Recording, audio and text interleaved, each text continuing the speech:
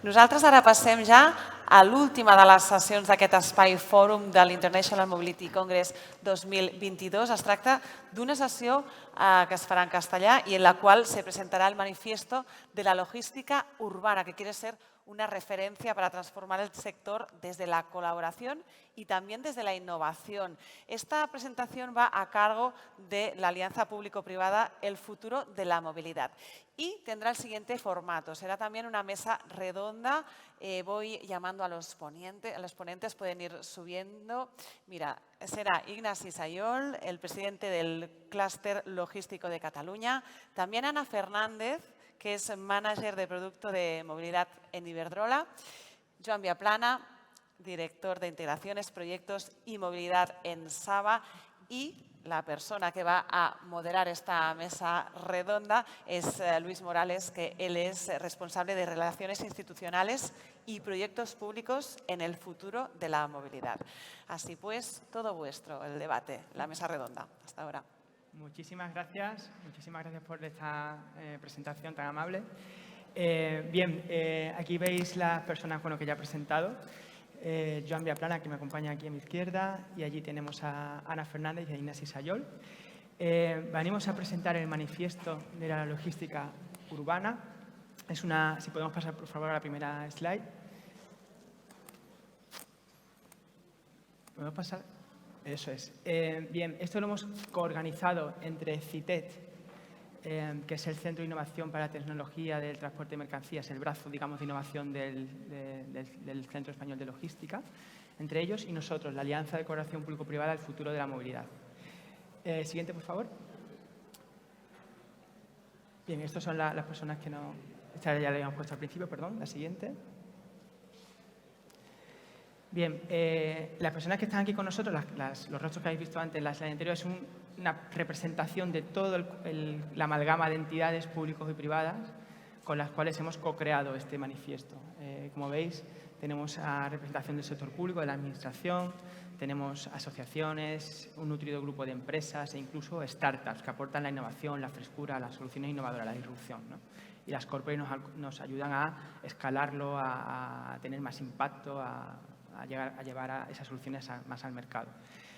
Con todas estas entidades, y nos acompañan hoy una selección de ellas, hemos co-creado este manifiesto, siguiente por favor, que trata de ser una referencia, una visión común, una visión compartida por todos los agentes del sector para acelerar la transformación sostenible del sector de la logística. Es un proceso que ha durado meses. Lo iniciamos en primavera, en Coslada. Coslada sabéis que es un nodo logístico de primer nivel y la puerta de entrada de mercancías a Madrid, y de ahí se distribuyen de hecho al resto del Estado, buena parte de ellas. Hicimos varios workshops, algunos en Coslada, otros en Madrid, un proceso que duró varios meses y que culminó luego de haber hecho con los outputs de estos workshops, de estas sesiones de trabajo grupales, ¿de acuerdo? Pues luego nos dimos un tiempo en verano para sentarnos a escribir ese manifiesto, ese documento, a modo de output de estos workshops, ¿de acuerdo? Y esto se presentó el 8 de septiembre en una jornada en Madrid abierta a la prensa y que tuvo su repercusión en medios, etcétera, etcétera, ¿no? Y donde dimos visibilidad y posicionamiento a los partners. Y ahora estamos trabajando este otoño-invierno en llevar esta referencia a nuevos territorios, entrar en contacto con nuevos ecosistemas locales, contarlo en distintos foros, congresos e incluso sumar nuevos partners a la causa, sumar nuevas empresas, nuevos ayuntamientos que quieran adherirse a este manifiesto. Vamos a presentar un vídeo muy cortito de 3 minutos, por favor, para que veáis, digamos, de una manera más visual este proceso de trabajo colectivo.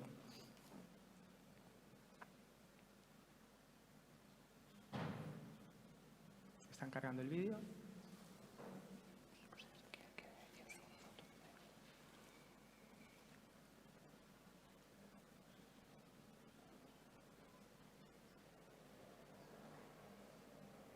A ver si puede ser. Y si no se puede poner, pues no pasa nada. Seguimos con la presentación y hacemos un diálogo con los partners. ¿Es posible? ¿Se puede? Hemos podido proponer, hemos podido co-crear y al final, bueno, pues estos son los típicos trabajos que al final llevan a soluciones que son más fáciles de poner en marcha. Hacemos una valoración muy positiva de cómo se ha estructurado este manifiesto, los workshops y los debates.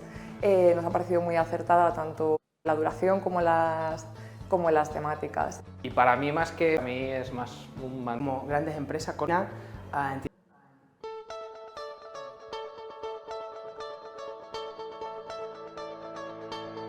El futuro de la movilidad es una alianza de colaboración e innovación público-privada que reúne y aglutina a entidades públicas, así como grandes empresas, corporates, pymes e incluso startups. Este manifiesto, esta referencia que hoy hemos presentado aquí, emana de esa alianza que es el futuro de la movilidad. Hemos podido debatir, hemos podido proponer, hemos podido co-crear y al final, bueno, pues estos son los típicos trabajos que al final llevan a soluciones que son más fáciles de poner en marcha.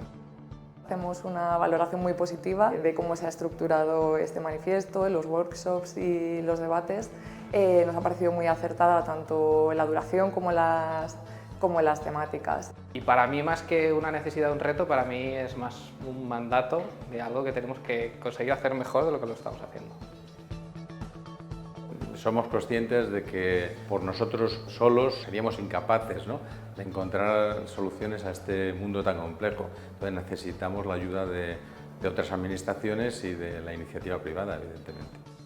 Y esa forma de trabajar colaborativa ayuda a mejorar, en este caso, la distribución urbana de mercancías en las ciudades, con lo cual va a ayudar a mejorar también la vida de los ciudadanos porque mejoraremos la calidad del aire, mejoraremos la movilidad y en total todos saldremos ganando, es un win-win.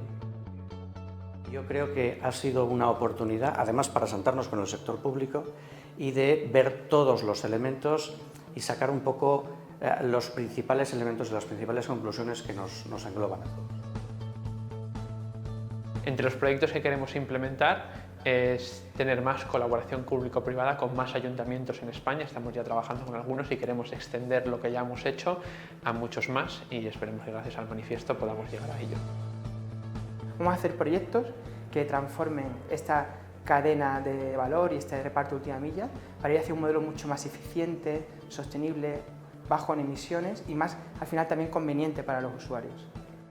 Y para eso, el intercambio de información, de datos y la estandarización de todos ellos para que eso se pueda llevar a cabo, engrasar la maquinaria para que esa colaboración sea posible. Y yo creo que esa conexión, esa unión, ese contacto, ese hablar con estas metodologías disruptivas ha sido muy positivo para poder detectar las carencias y las necesidades que tienen los operadores de logística urbana y también que ellos sean conscientes del impacto que generan en la ciudad y vean cómo las administraciones públicas vemos los problemas que se nos generan. Yo creo que el futuro es tecnología, tecnología, tecnología, datos, datos, datos y ser parte de ese modelo de ciudad. Y no podemos pensar la ciudad del futuro sin la logística.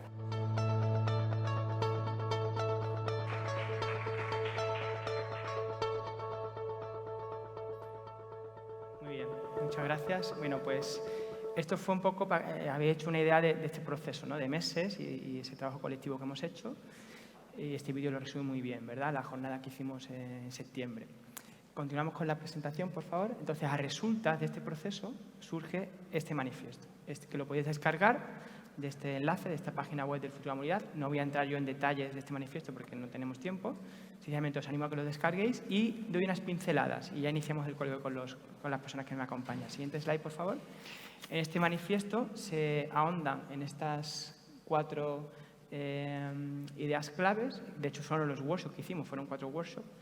En el primer workshop abundamos en los datos como base para establecer soluciones. Luego hicimos otro workshop más enfocado en infraestructura, tecnología y normativa. Un tercer workshop muy interesante, y ya estoy, digamos, dejando pinceladas para el coloquio, sobre la concienciación, cómo incorporar a la ciudadanía a todo esto y cómo moderar la demanda de esa logística a veces desbocada. Tenemos que trabajar con los usuarios y con la ciudadanía, desde luego. Y finalmente, el cuarto workshop fue co-creación de soluciones a la luz de los resultados de los 3 workshops precedentes, ¿de acuerdo? De tal manera que, siguiente slide, por favor, el documento desgrana 10 palancas. 10 palancas para la acción, son las 10 grandes palancas tractoras llamadas a transformar el sector de la logística, ¿de acuerdo? Y de estas palancas, luego, a su vez, se detallan medidas concretas que podremos luego llevar al terreno, a la calle, y crear impacto con proyectos, ¿no? Proyectos colaborativos con nuestros partners y los ayuntamientos que nos acompañan. Con esto yo ya termino esta introducción y esta presentación del contexto en el que nos desenvolvemos y damos paso a un diálogo. Siguiente slide, por favor. Si os parece, dejamos esta de fondo, la Eso es con las personas que nos acompañan. Y me dirijo a ti primero, Joan, que te tengo aquí a mi lado. Decías en la jornada esta que hemos grabado en el vídeo, ¿no? Datos, datos, datos, datos y tecnología, tecnología, tecnología. ¿Verdad que estos son asuntos capitales, ¿verdad? Para el nuevo modelo de logística, pero a su vez no es exento de dificultades, ¿no? ¿Cómo compartimos los datos? ¿De quiénes son los datos? ¿Son de un operador, de otro? ¿Son de ambos? Según la fase del momento, de la etapa del ciclo de vida, etcétera, etcétera. ¿Qué tienes que comentar sobre esto? Sí, hemos visto justo en la sesión de antes como nuestro compañero de Cargobici decía, ostras, es que eso de hacer rentables las entregas, que cada vez son más pequeñas, pero más frecuentes, es un reto. Evidentemente, eso pasa por una eficiencia, y la eficiencia en toda la cadena logística pasa por datos, por saber dónde vamos a tener, perdonad, dónde vamos a tener la demanda, cómo se distribuye, cómo podemos llegar no a una vivienda, sino a un grupo de viviendas lo más fácil, lo más rápido posible. En el manifiesto se habla de esa solución de compartir datos y de esa solución de crear, de colaborar, de crear una figura que se comenta que es el del operador neutro. No tiene sentido que creemos en la logística, yo que vengo del mundo de las telecomunicaciones, que volvamos a hacer el mismo error que hicimos con las telecomunicaciones de 5 redes móviles en una ciudad y que nadie pueda ser rentable. Por tanto, la forma no es hacer que todo el mundo tenga su propia infraestructura, sus propios vehículos, etcétera, sino compartir. ¿Y cómo se comparte? Compartiendo datos. Y, por tanto, los datos son clave para poder construir una logística que se adapte a la ciudad, porque además cada ciudad es distinta y que nos permita ser eficientes. Claro que sí, gracias, Joan. Sucede, sin embargo, que los datos, Ignasi, son uno de los principales activos, si no el que más, de las empresas, de las compañías, junto posiblemente con la tecnología, ¿no? Con lo cual habrá empresas pues algo reacias, ¿no?, a compartir estos datos. ¿Cómo podemos dar paso hacia la creación de ese operador neutro, ese modelo de compartición de datos, sin menoscabar la competitividad de las empresas, dado que es un activo fundamental? Sí, este tema lo estamos discutiendo hace muchos años, por ejemplo aquí con la AMB, con muchos players que son sobre este tema, porque al final la entrega acaba haciéndola una empresa concreta y quiere mantener su nombre de empresa, su valor. Es decir, al final tú estás contratando un servicio extremo a extremo que tiene que garantizarte una entrega en un tiempo. Por tanto, ya no solo compartir datos, que son reticentes a ello, sino es cómo mantenemos las imágenes de todas las marcas que están haciendo esas entregas. Lo hemos visto en todos estos años que estamos debatiendo esto precisamente, cómo somos capaces de ser más eficientes, pero que cada uno mantenga su nombre de empresa y su valor, ¿no? Yo creo, como siempre, datos, datos, datos, tecnología, tecnología.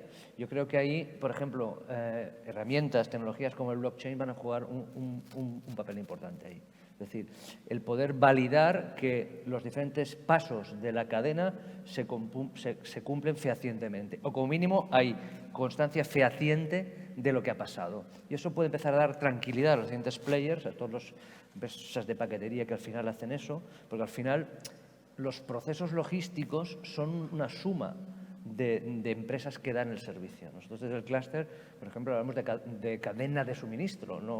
La logística no es el transporte, es una parte, pero esa cadena de suministro enorme, a veces que va por medio mundo, hay muchos players que participan en ella y hay que asegurar realmente que lo que está pasando esté controlado y se cumpla. Por tanto, yo creo que ahí tecnologías como blockchain, por ejemplo, van a jugar un papel importante en quitar un poco los miedos a muchos players y poder contar con partners para la entrega que se integren en la misma cadena, como pasa ahora. Es decir, un contenedor que llega desde China hasta España, pues pasa hay más de 30 entidades que participan. Ahora se hace con mucho papeleo, pero habrá que ir a soluciones así. Por tanto, mi opinión es que no hay vuelta de hoja, tenemos que dar soluciones más eficientes, hay que hacerlo sí o sí y hay que garantizar tranquilidad para los diferentes actores. Entonces, la tecnología vuelve a ser, desde mi punto de vista, un elemento clave para garantizar esa eficiencia que permita la tranquilidad de todas las partes, ¿no? Claro que sí, gracias Ignasi. Y además, Ana, la logística y la distribución urbana de mercancías, como sabemos, cada vez está suponiendo una fracción mayor de la contaminación, de los atascos, la congestión, la calidad del aire, el ruido también. Y tenemos que, o sea, muchas veces nos enfocamos en la movilidad de las personas, ¿no?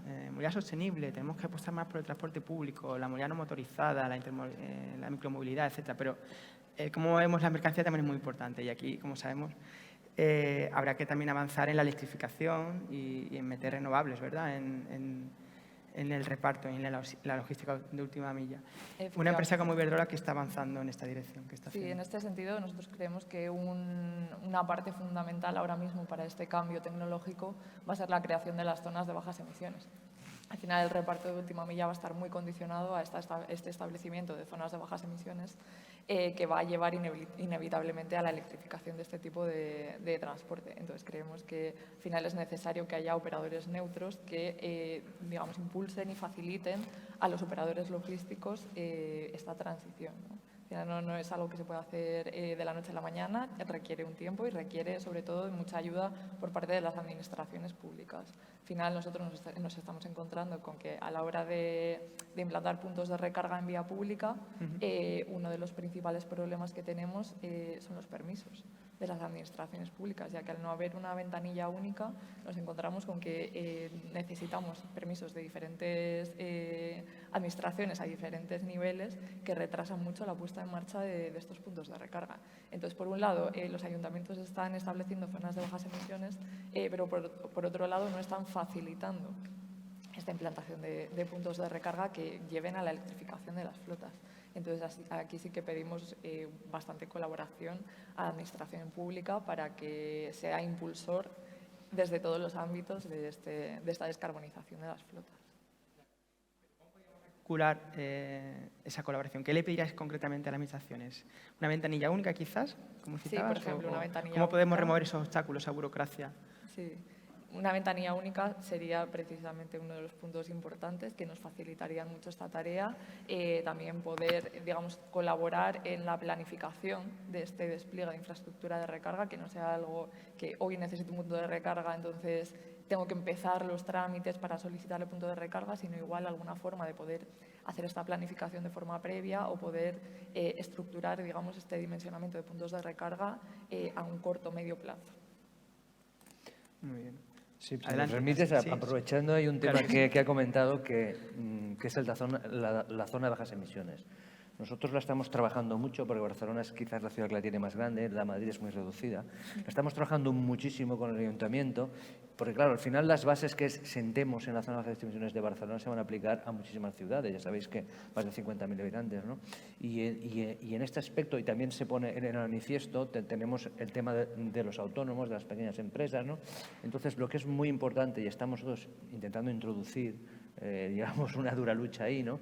Es conceptos que nuestros empresarios o incluso los pequeños autónomos que tienen vehículos, evidentemente son ciudadanos y están a favor, evidentemente, de la descarbonización.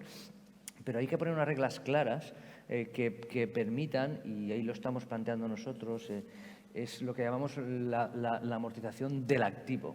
Es decir, es diferente uno de nuestros asociados, que es un paquetero, que está 10, 12 horas en la calle, que sabe que amortiza una furgoneta en 3, 4 años, y ya tiene interiorizado en su cuenta de explotación que lo va a hacer así, que otras empresas de nuestra patronal, de PYME Global, pescaderos que hacen 2 viajes en la zona de bajas emisiones al día, o marchantes, que son los vendedores ambulantes que atraviesan un día, una hora la zona de bajas emisiones y ya está. Entonces, ahí queremos introducir, para que sea viable eso y todo el mundo siga, el concepto de la amortización de los activos. Es decir, si usted está dispuesto a invertir en un vehículo no contaminante, una tecnología, desgraciadamente, no tenemos aún disponibles todos los vehículos que quisiéramos, ¿no? Pero que se asegure por parte de la administración una amortización del mismo dependiendo del uso. Las zonas de bajas emisiones se están controlando con mira telescópica, con matrícula, por tanto, con la tecnología, con los datos, es muy fácil ligar una matrícula con un tipo de uso, con una amortización. Entonces, yo creo que la Administración debe de entender que detrás hay empresarios, detrás hay gente que pone sus activos, y es muy importante que se tengan en cuenta estos conceptos. Nosotros estamos intentando introducir de manera fuerte, porque claro, sabemos que lo que se decida en una zona de bajas emisiones como Barcelona se va a aplicar a muchas ciudades españolas, catalanas y de otros sitios, porque al final esos conceptos van a aparecer, ¿no? Claro, muy interesante. Muy interesante, me ha gustado cómo has ligado ¿no? esa mirada microscópica, matrícula, con lo que hay detrás, el activo, la amortización, etc. Y al final tendremos que ir a un modelo más flexible. No podemos pedir rigidez, esa rigidez cuando la casuística, la problemática, la idiosincrasia es muy distinta. Claro, no tiene sentido que un vehículo antiguo de 1920 que atraviesa 1 hora en la zona de bajas emisiones no pueda entrar. Entonces, porque al final el tema no es el tipo de vehículo, es lo que contamina. Y es el producto de horas que está en zona de bajas emisiones por vehículo. Ese producto, para mí, para nosotros es lo que debe tenerse en cuenta. Y muchas veces se mira solo la matrícula, que es un factor, pero es que lo importante es lo otro. Entonces, eso es lo que queremos introducir para que todo el mundo acompañe en este cambio, ¿no? Porque todo el mundo lo quiere, pero al final detrás hay empresas, hay empresarios, hay inversión. Entonces, pienso que es importante que se tenga en cuenta esto. Sí, pero al final la sostenibilidad tiene que verse no solo desde el punto de vista ambiental, sino también desde el punto de vista económico.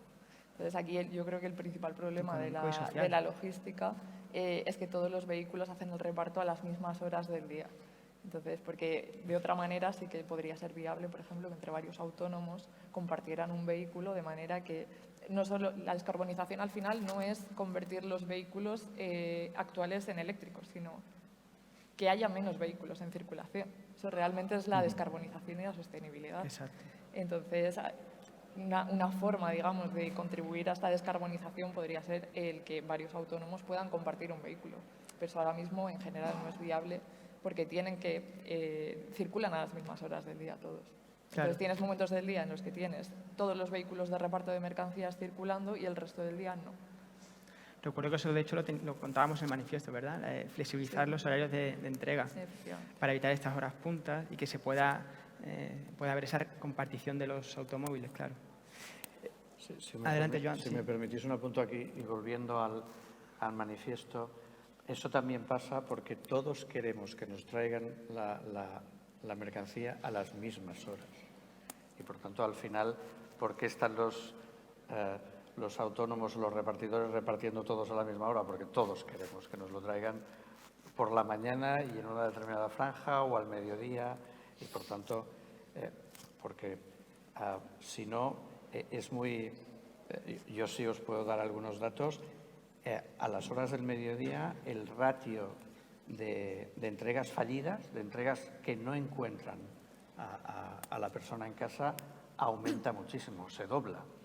Con lo cual, al final, ¿qué intentas? Pues repartir a las horas donde sabes que tu porcentaje de entregas fallidas es más pequeño. Por tanto, hay una concienciación de todos, pero de todos los consumidores, no solo de si lo quiero en 24 horas o puedo esperarme a 48, sino además franjas horarias, puntos de recogida, etcétera, etcétera. Todo eso es muy importante. Y eso entronca, perdona, Joan, con una de las cosas que trabajamos en esta primavera pasada, que era aquel workshop de la concienciación y de involucrar al usuario final, a la ciudadanía. Tenemos una demanda a veces desbocada y lógica y racional, queremos las cosas para 24 horas, 48 horas, y luego la tenemos sin sacar del paquete una semana. No era tan urgente. No, pero no solo la queremos en 24 horas, sino es que si no me la trae de 11 a 12, no estaré en casa. Sí. Con lo cual, vuelve por la tarde o vuelve mañana, es otro viaje. Y a veces también sucede, hay un problema de comunicación. Pedimos cuando hacemos el acto de compra de que lo entreguen por la tarde, por favor, que por la mañana no estamos. Y a él, como el repartidor le viene cada camino, le viene bien por la mañana porque tenía que pasar por el barrio y hacer otros repartos, aproveche y luego se quejará de que no estábamos. Te llama estando en el trabajo, que es que no hay nadie en casa. Dije, pero sí que dijimos que por la tarde, por favor. Eso sucede mucho y siguen RQR entregándolo en las horas en las que habíamos dicho que por favor que no.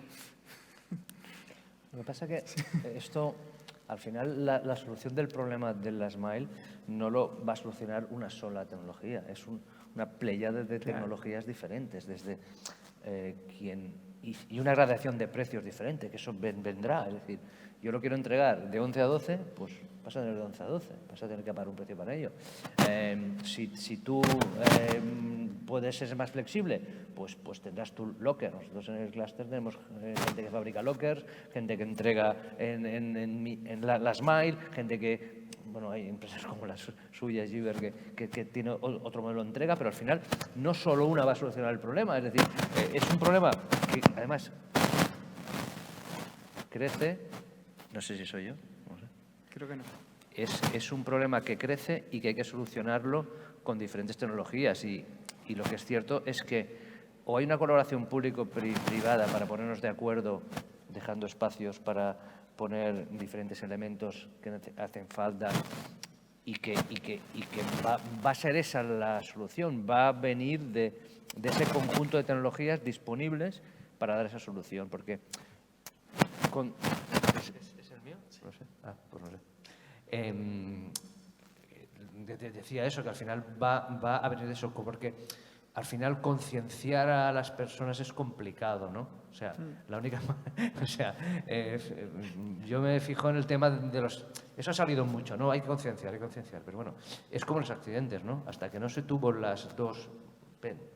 El penalizar y el concienciar a la vez, los dos estímulos, yo creo que serán un poco necesarios, porque al final nos están acostumbrando a una flexibilidad que es lo que quiere la gente. La vida de la gente es compleja, la gente está en casa cuando está y, bueno, y eso hay que tenerlo en cuenta. Entonces, bueno, yo pienso que las tecnologías debemos tener en cuenta que sí, una parte se podrá cambiar la conciencia, pero no habrá ninguna campaña desde el punto de vista que haga que la gente cambie ese hábito, porque no lo ve una relación acción-reacción, ¿no? Es decir, cambio eso y, ¿sabes? Yo pienso ese aspecto que hay que trabajarlo así.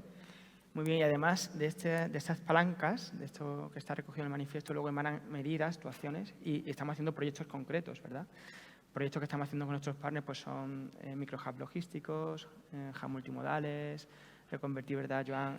Las estaciones de la zona de estacionamiento que vosotros gestionáis, pues para también meter temas de lockers, etcétera, etcétera. Nos quedan 1 minuto, 2 minutos, os pediría muy resumidamente cada uno una última ronda de intervenciones apuntando ya hacia el futuro y a proyectos concretos para llevar a la calle a impacto real esto que está recogido en esta visión común. Bueno, me permitiréis que en este último medio minuto hable de mi libro. Sabéis que Saba es además el principal accionista de una empresa de distribución de última milla. Hemos visto uno de los ejemplos en Barcelona en la sesión anterior. Giver está operando 40 microhubs en Barcelona y os diría que con resultados cada vez mejores. Sí es cierto que yo lo que os diría es que en este momento hay muchísimas iniciativas que hablan de microhubs y de nuevas formas de distribución. Y yo creo que en este momento las administraciones están un poco ante tanta posibilidad, están un poco dudosas. Se está hablando de muchas pruebas piloto cuando en realidad hay empresas ya con una cuenta de resultados. Yo creo que hacen falta foros como el que hemos estado para que administraciones y las empresas que estamos intentando hacer cosas nuevas podamos acabar de ver cómo unimos las necesidades de las ciudades con estas nuevas ideas y esto que estamos haciendo. Muy bien, gracias, Joan. Ignasi. Bueno, yo me sumo un poco a lo que comentaba, ¿no? Pienso que las soluciones están ahí, hay que conectarlas, muchas de ellas, y muchas veces encontramos eso, ¿no? Que no hay ese paso para hacerlo. Nos reunimos muchísimas veces, hablamos muchísimas veces, pero hay que dar ese paso, porque al final no hay resultados tangibles porque no se sigue para adelante, no se plantean los problemas no reales, es decir, un poco lo que decíamos. Tiene que haber una sostenibilidad luego económica de los proyectos que hagan eso, y es viable. O sea, la sostenibilidad económica y medioambiental es viable, pero hay que enfocarla adecuadamente y poner las cosas en su sitio. El ejemplo que podría yo para mí es claro, es decir, eliminemos la matrícula y vayamos al efecto contaminante. Y eso es muy fácil porque tenemos tecnología para hacerlo. Entonces, ese es el emblema para mí de cómo las administraciones tienen que cambiar un poco el concepto y ir a modelos que realmente sean eficientes y que sean aplicables. Ana, tu turno, una última intervención y cerramos. Bueno, yo también vengo a hablar de mi libro Claro. y por nuestra parte ahora mismo estamos haciendo un acompañamiento a los operadores logísticos y ligándolo con el cliente final de manera que sea lo más sostenible posible, como estábamos hablando antes, este proyecto de descarbonización de sus flotas y que sea más sostenible también desde el punto de vista económico, de manera que no haga falta desarrollar una infraestructura de recarga en cada punto de la ciudad, sino que se comparta esta infraestructura de recarga para que sea lo más eficiente posible. Muy bien, muchísimas gracias a todos. Bueno, estamos ya fuera de tiempo, me comunican desde la pantalla, así que tenemos que terminar y os invitamos a todos a ir al auditorio que tiene lugar ahora la clausura del Congreso. Muchas gracias. Un aplauso a los ponentes. Pues muchísimas gracias por este manifiesto de la logística urbana i com ell bé deia, ara aquí acaba el fòrum, però encara no ha acabat l'International Mobility Congress perquè ara és moment de l'acte de cloenda a càrrec del president de la Generalitat i també a càrrec de l'alcaldessa de Sitges i presidenta de l'AMTU, Aurora Carbonell. Així doncs, aquí acaba el fòrum, però ens retrobem tots a l'auditori amb Pere Aragonès i amb Aurora Carbonell. Vinga, fins ara.